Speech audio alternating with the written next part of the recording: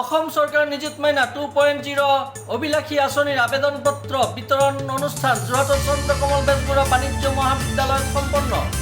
আজিৰে পৰা ৰাজ্যত আৰম্ভ হ'ল মুখ্যমন্ত্ৰী নিযুত মাইনা 2.0 আঁচনিৰ অধীনত আবেদন পত্ৰ বিতৰণৰ কাৰ্যসূচী। অসম চৰকাৰৰ এই বিশেষ আঁচনিৰ জৰিয়তে ৰাজ্যৰ 10 লাখ কন্যা শিক্ষাৰ্থীয়ে লাভ কৰিব উচ্চ শিক্ষাৰ সুবিধা।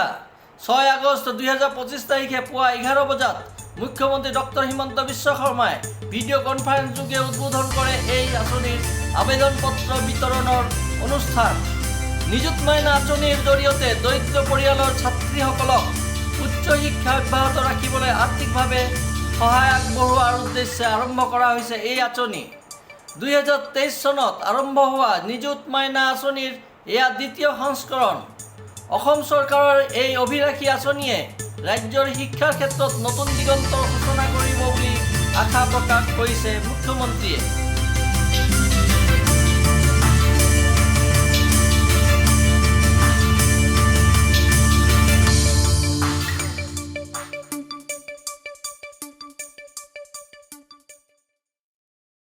সমাজে কৰিবলৈ আৰম্ভ কৰিব লাগিব।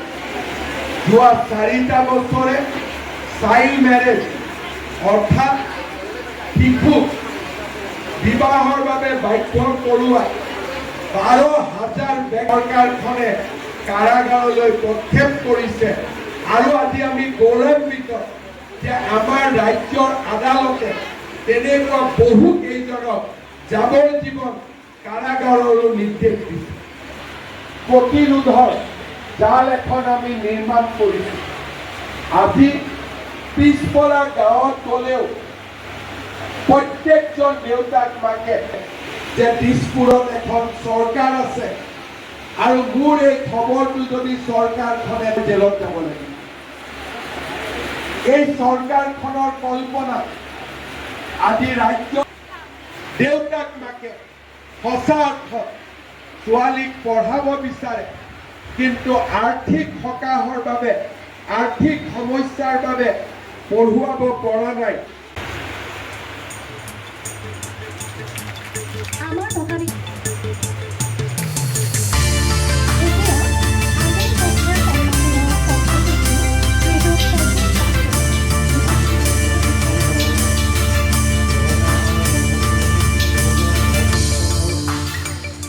উপস্থিত আমাৰ কলেজৰ নিযুত মাইনা 2.0 আঁচনিৰ যিমানখিনি বিষয়বস্তু আছিলে তেওঁ ভালকৈ উপস্থাপন কৰিলে। নিযুত মাইনা যোৱা বছৰ আৰম্ভ হৈছিলে যোৰহাট ডিষ্ট্ৰিক্টতো, অন্যান্য আমাৰ বাকী জিলাসমূহৰ লগতে।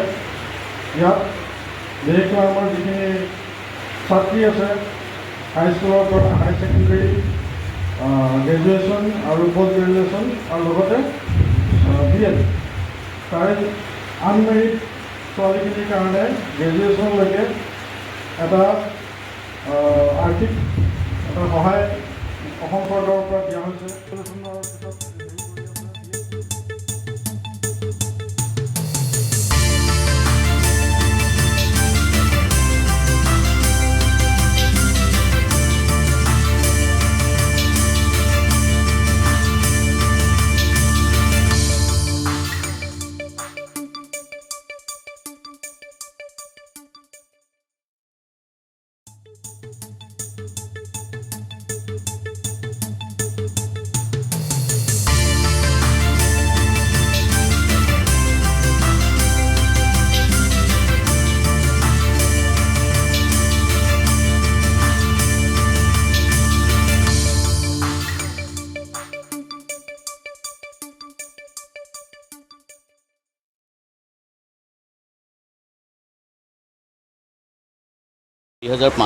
গৰাকী ছাত্ৰীক প্ৰপত্ৰ বিতৰণ কৰিব।